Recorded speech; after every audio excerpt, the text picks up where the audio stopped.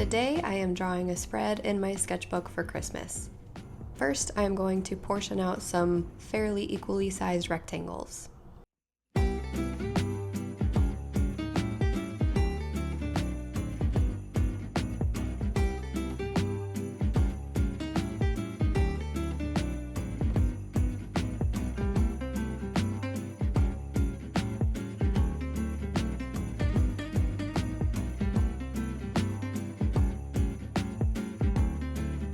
On the left, I'm going to do these colors, and then on the right, I'm going to do reds, and then in the middle, I'm feeling greens. Nope, let's switch these around. It'll probably change again.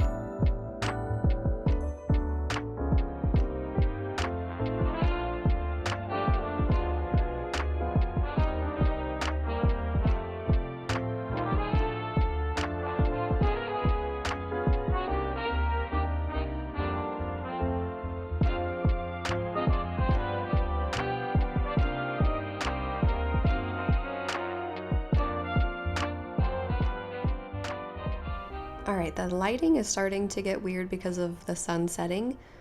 I'm just gonna finish this hand real quick. But look at this sunset. Isn't that so pretty? Oh man. I'm going to be done for today, and then I will pick back up in the morning when the lighting is a little bit better. It's a brand new day. The lighting is so much better. It's all bright and sunny outside, so I'm gonna finish up this sketch and then we'll get to coloring it up.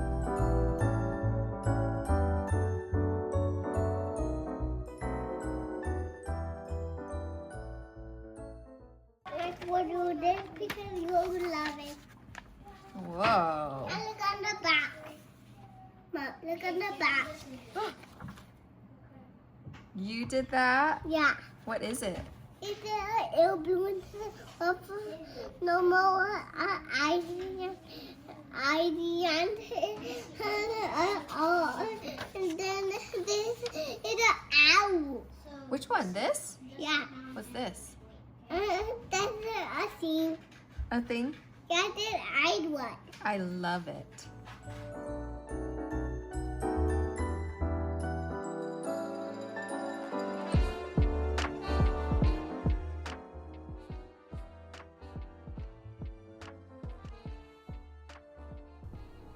It is time to pick out some colors. So I'm going to start with the left cactus that I drew, and I'm really inspired by these pastel color sets. So I'm thinking that I'll go with like the blues or like the grayish blues, and we'll go from there.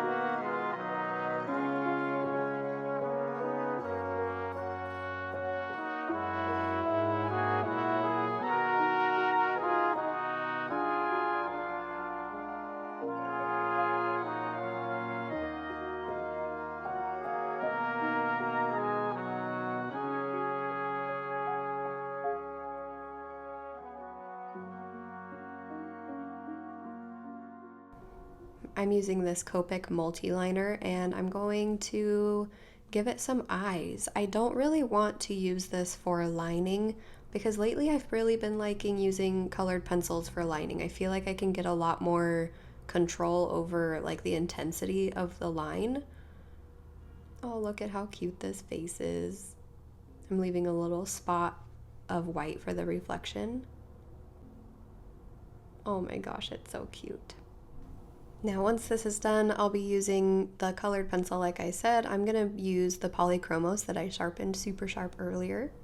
This is gonna turn out awesome.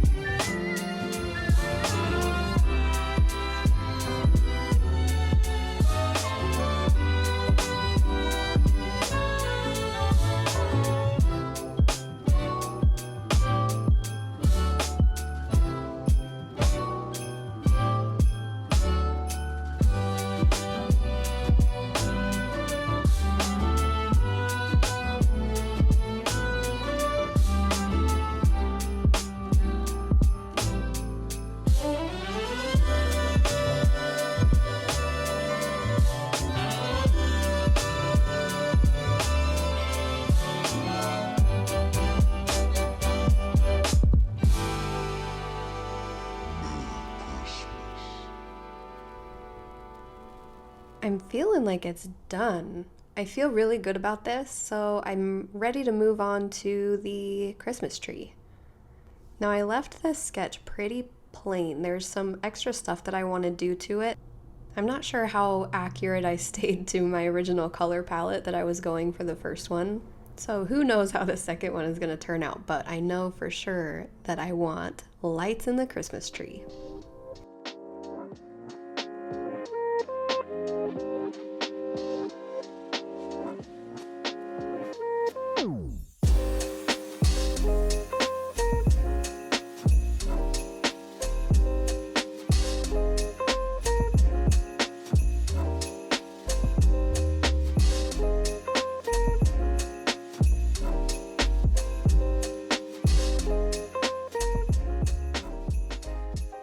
The way that I'm coloring this up is fairly splotchy, but I really like the end result. I think it looks like actual tree, like pine needles. And I'm going to be using these shapes for how I line it later and like where to add some extra shading. I'll kind of lean into like the weirdness that I have going on.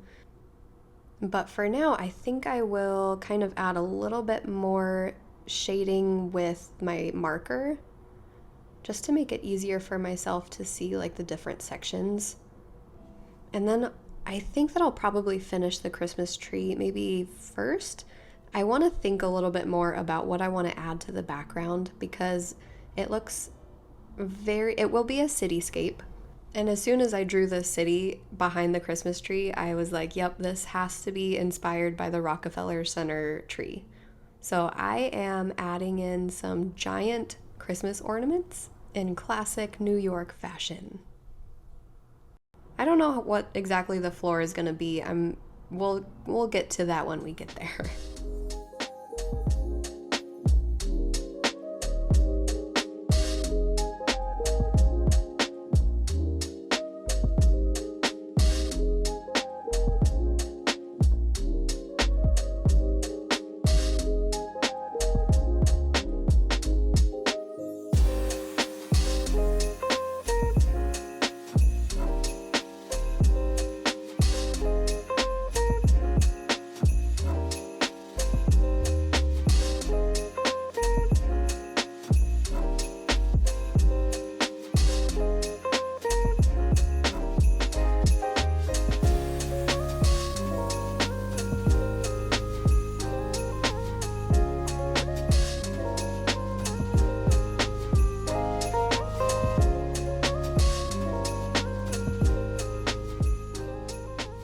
As I've been coloring this up, I've been thinking about what I want to do for the bottom portion of this ground, and even though it might not physically be a smart idea, I'm going to put a giant rug, a giant circular rug here, and I really want it to be like a plaid, Christmas plaid. I don't know any terms for Christmas plaids. And then this will be brick-esque.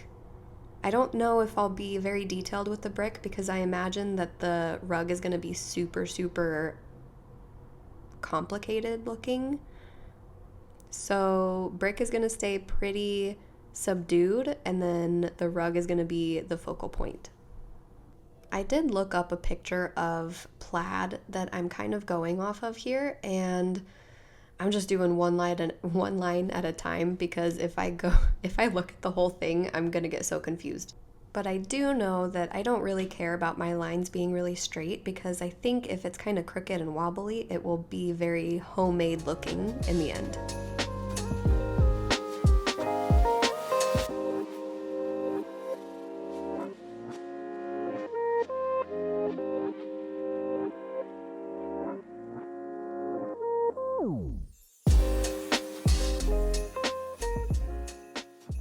Let's line up this tree.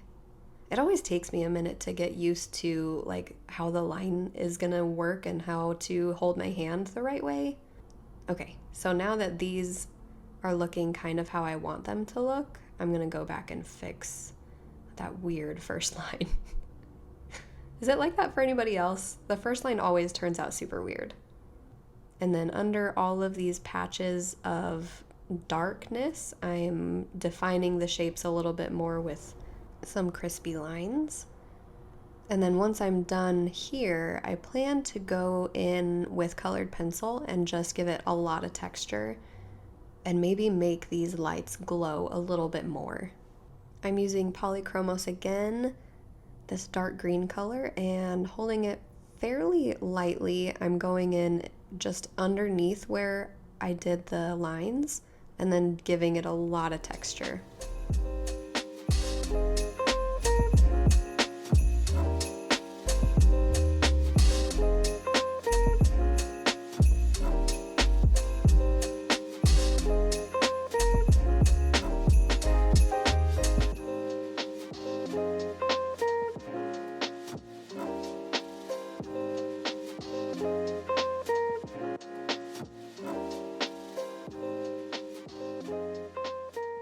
I'm getting to the point where it could be done, but I'm just gonna go around and give it some extra little touches of me.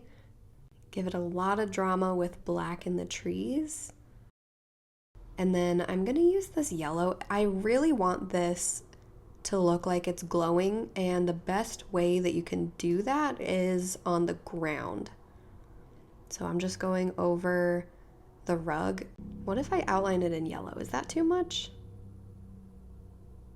I actually love it, so that was a good choice. I'm glad I did that. But at this point, I think that if I add anything else, it's gonna look like too much. So I'm gonna be done for now. Let's think about how we're gonna color up the last one. I am so excited about this one, but the problem with being really excited is that I'm also a little bit nervous to mess it up because I really like this sketch.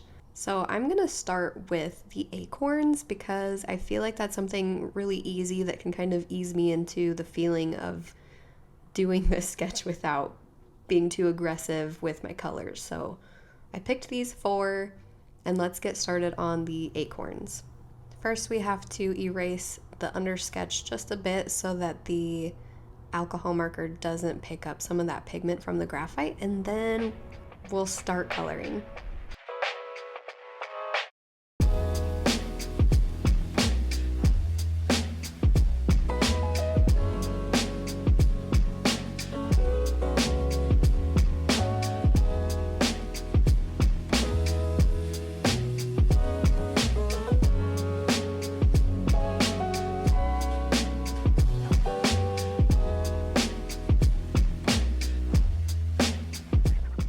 The acorns are done for now, and I'm feeling like this guy needs to be wearing bold red.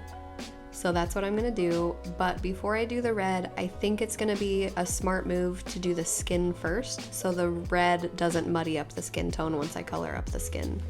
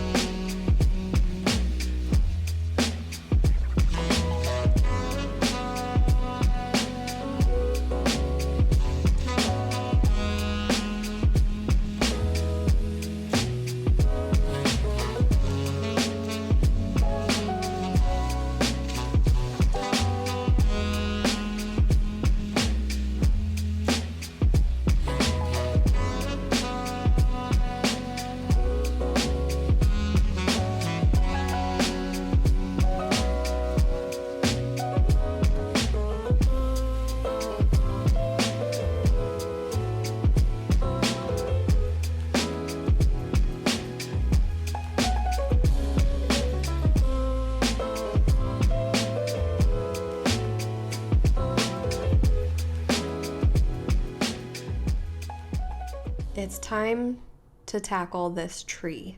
I looked up an example of what I should even strive for, and I found this picture of an oak tree, and then I reversed it to match the flow of lighting for my picture, and I'm going off of just very broad shapes. So very first, I'm getting this base color down and bringing it to about halfway. And then the next thing that I see are these long J letters, and they're very close together on the left side, and then as they go closer to the middle of the tree, they start to expand a little bit more. In the middle, I'm starting to expand also the shadows.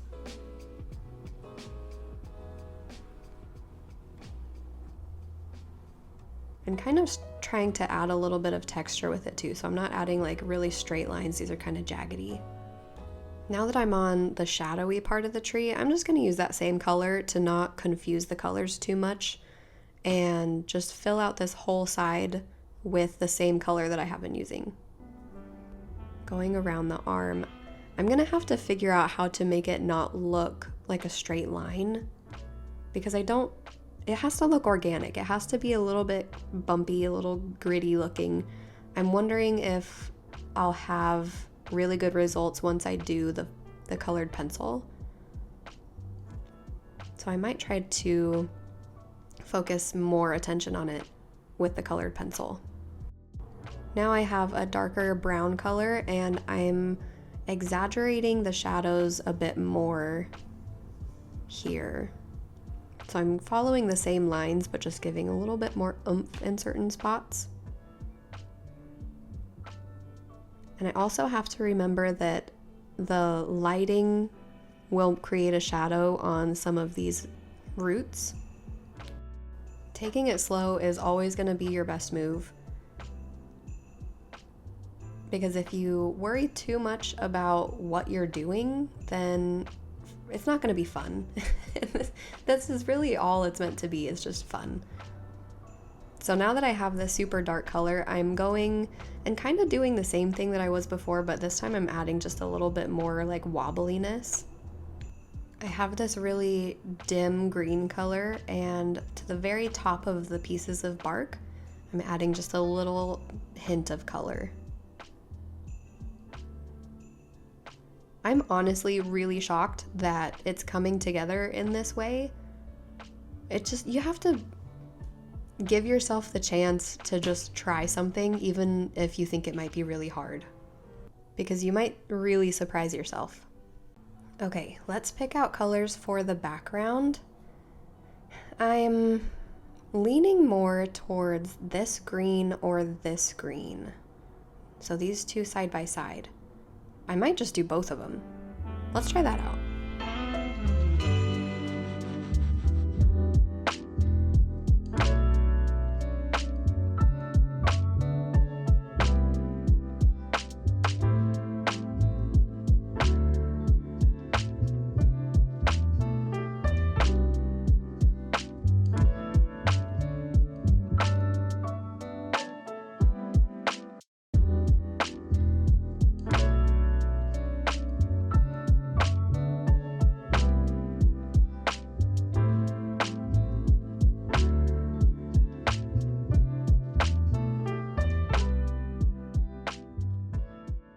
I'm so in love with the colors, how they turned out. Oh man, I didn't expect this.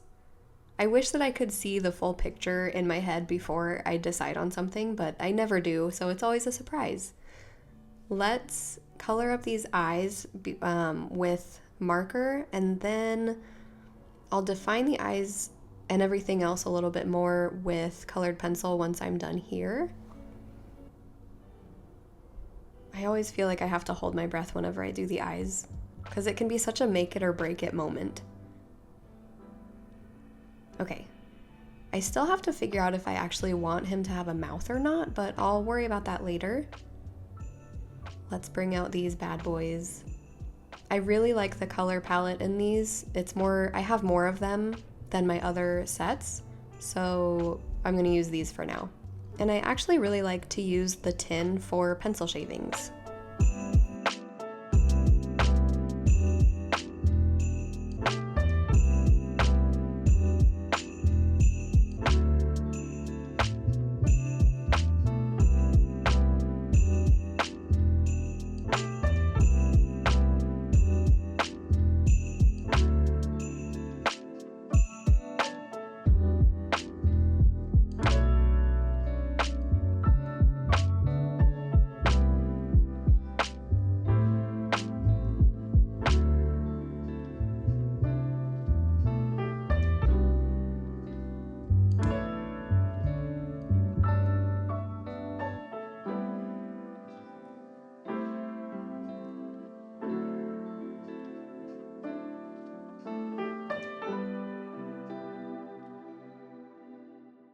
I'm ready to start lining him, so I'm going to use the black Prismacolor pencil to line him this time. And the trick that I really found works for me to get like really organic and alive feeling lines is to shift the pressure as you make your line. So I shift kind of going from like hard to soft pressure, and I just really like the results that it gives, so that's how I'm going to be lining this up.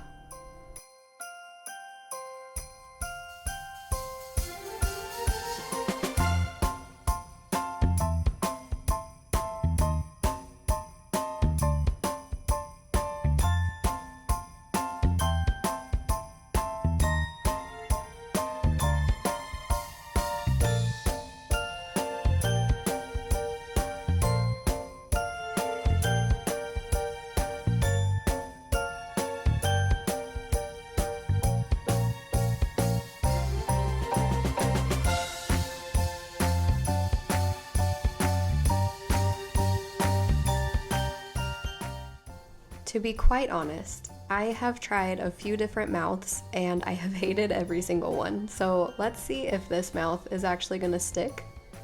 Maybe if we make it a little happier by upturning the ends a little.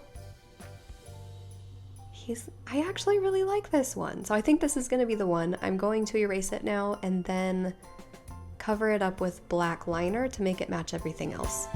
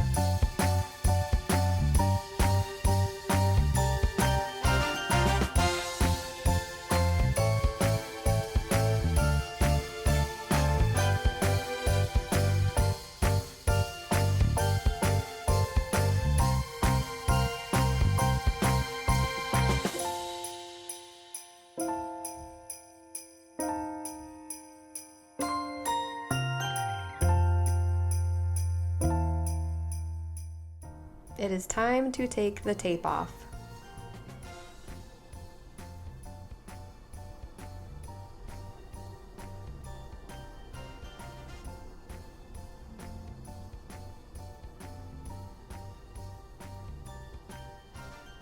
Oh my goodness. I am so in love with this.